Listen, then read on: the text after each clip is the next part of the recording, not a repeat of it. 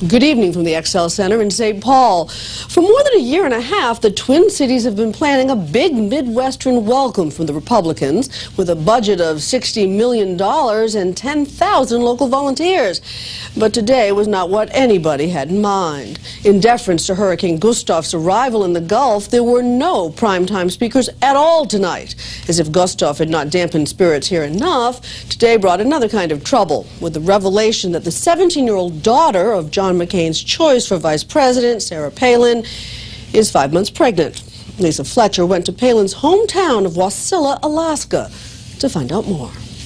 Governor Sarah Pallin of the great state of Alaska. John McCain's choice of Sarah Pallin as a running mate was only the most recent surprise she's had. The 44-year-old mother of 5 is going to be a grandmother. This morning, Pallin and the McCain campaign released the news that her 17-year-old daughter, Bristol, was pregnant. It's out in the open. Everybody's going to know about it. So why try to sweep it under the rug or hide from it or run from it? Rumors had been circulating for months, but over the weekend, a barrage of bloggers clogged websites with stories that the governor never actually gave birth 5 months ago, but was raising the child of her teenage daughter. Morning. Today, the McCain campaign set the record straight, revealing that the pregnancy came up during Governor Pallin's vetting. We think it is very important that the governor's daughter is afforded the exact same privacies that children of candidates past have been afforded. And in that respect, we hope that the media is very respectful of her privacy in the days and weeks and months ahead. So far, it doesn't seem the situation's being used by Democrats to gain political advantage. Barack Obama immediately took the high road. My mother had me when she was 18.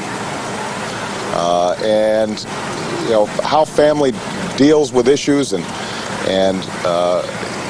you know, teenage children, that shouldn't be the topic of our politics.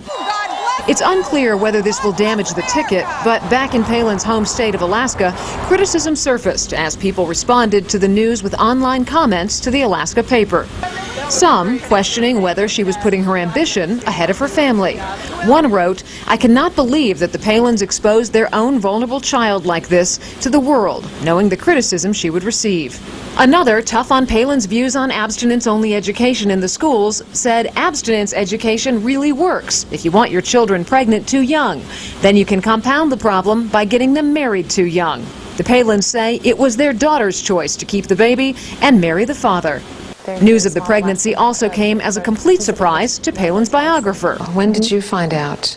Just a couple of hours ago, myself. Kayleen Johnson's book on the rising star governor has quadrupled in sales since the VP announcement last week. Johnson says Pallin's known for her consistency between her public and private life and believes she'll handle this without flinching. They're a very close, tight-knit family, and I think that they're going to circle the wagons here, and they're going to support each other and support Bristol throughout this process and throughout the days ahead. And I think that as a strong family, and they have a very strong family unit, that they will basically move forward. Here in Alaska, the governor's astounding 80% approval rating isn't likely to suffer. We're Alaskans. We stick together. We're a family. She's viewed as a renegade, willing to take on big oil, quadrupling taxes on the companies that make huge profits from Alaskan resources, and big projects like getting a $40 billion natural gas pipeline off the drawing board. To many here, she's a David battling Goliaths. And this is a woman who talked to the president of Exxon, to the president of BP, to the president of Conoco, to the president of Shell, and all the other companies, one-on-one.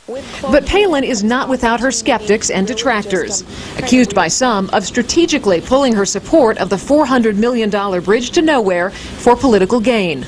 Alaska State Senate President Lyda Green says while Pallin may be popular with voters, she's not so popular with politicians, even within her own party. And if you agree with her way, that's great. You know, if you happen not to, it's not so fortunate.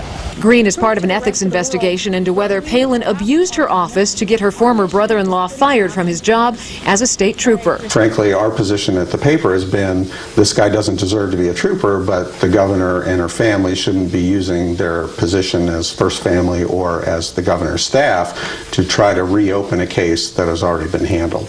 The investigation is still in its early stages. Pallin has denied any wrongdoing.